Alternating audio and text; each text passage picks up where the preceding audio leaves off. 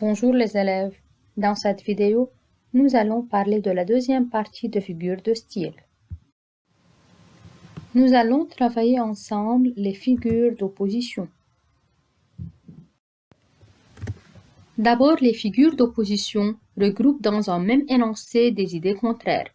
Donc, on a des idées contraires dans un même énoncé. Les figures d'opposition sont toutes celles qui mettent en valeur des contrastes ou bien des oppositions entre deux personnes, entre deux situations ou bien entre deux idées. Par exemple, on a la joie et la tristesse, l'enfer ou le paradis, se lever ou bien se coucher. Vous voyez, on a des idées contraires. Les figures d'opposition sont l'antithèse, l'oxymore, le chiasme et l'antiphrase. La première figure d'opposition est l'antithèse. C'est une figure de style qui est fondée sur l'opposition. Elle utilise des mots opposés pour mettre en valeur un contraste. Donc, elle met en parallèle des mots qui désignent des réalités opposées.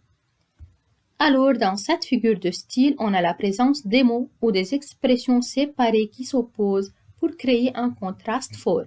Les expressions sont séparées.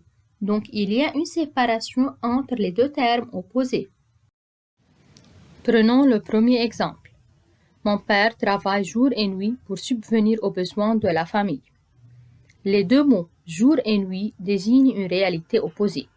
Le jour s'oppose à la nuit. Ces deux mots renforcent le fait de contraste. Remarquez bien qu'il y a une séparation entre ces deux mots.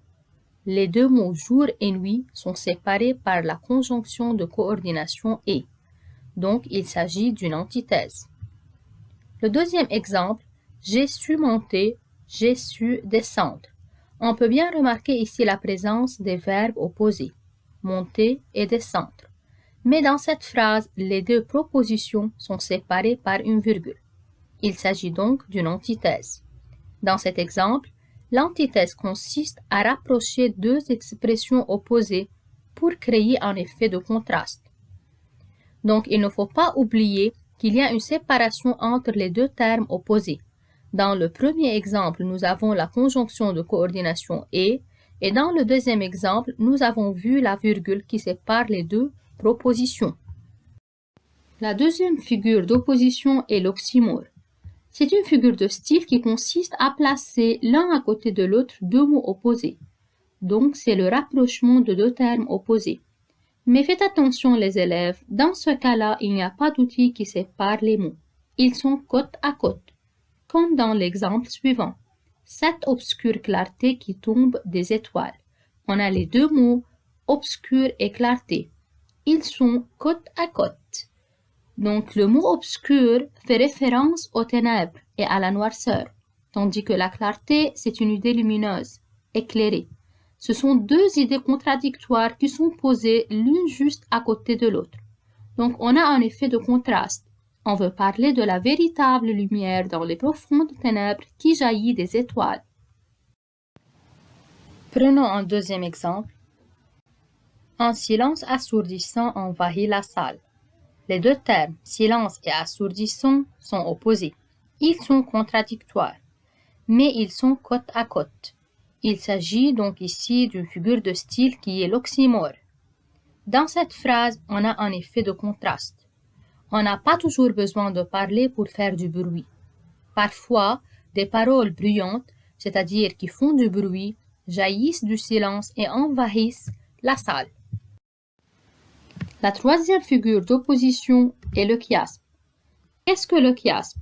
C'est une figure de style qui influence la construction grammaticale d'une phrase. Elle apparaît lorsque deux paires de mots, identiques ou bien appartenant au même champ lexical, sont positionnés d'abord dans un ordre, puis dans l'ordre inverse, selon le modèle AB, BA. Donc, il s'agit d'un croisement d'éléments dans une phrase. Le premier exemple, la neige fait au nord ce qu'au sud fait le sable.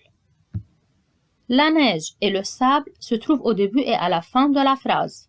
Ils forment une première paire de mots. Ces mots sont liés au champ lexical du climat. Alors que le nord et le sud sont au milieu, ils forment une seconde paire de mots liés au lexique de points cardinaux. Les points cardinaux, ce sont les points qui définissent les directions du nord, de l'est, du sud et de l'ouest. Il y a 4 points cardinaux qui définissent 4 directions différentes. Donc, il s'agit ici d'un croisement d'éléments. Ils sont répartis dans la phrase selon l'ordre A-B-B-A. Ce chiasme montre bien le contraste entre les deux situations évoquées dans cette phrase. Le deuxième exemple, et l'on voit de la flamme aux yeux des jeunes gens, mais dans l'œil du vieillard on voit de la lumière. La flamme et la lumière constituent la première paire de mots. Ces mots sont liés au champ lexical de l'éclat, alors que les jeunes et le vieillard forment une seconde paire de mots et ils sont liés au lexique de l'âge. Donc, il s'agit ici d'un croisement d'éléments dans une même phrase. Ils sont répartis selon l'ordre A-B-B-A. Donc, la figure d'opposition dans cette phrase est le chiasme. La dernière figure d'opposition est l'antiphrase. L'antiphrase exprime l'opposé de ce que l'on pense. Elle exprime une idée par son contraire dans une intention ironique. Donc l'antiphrase crée un effet d'ironie, comme dans cet exemple. Avec cette mauvaise note, tu peux être fier de toi. Dans cette phrase, on a une antiphrase, car si quelqu'un a eu une mauvaise note, il ne peut pas être fier de soi-même, puisqu'il n'a pas eu une bonne note. Alors, on veut plutôt dire à l'élève que ses résultats sont désastreux et catastrophiques. Le dernier exemple, tout le monde connaît sa grande bravoure. Bravoure, c'est-à-dire le courage. Dans cette phrase, on a une antiphrase pour créer un effet ironique. Donc, dans cette expression, on ne veut pas dire que tout le monde connaît le courage de la personne, mais c'est plutôt le contraire.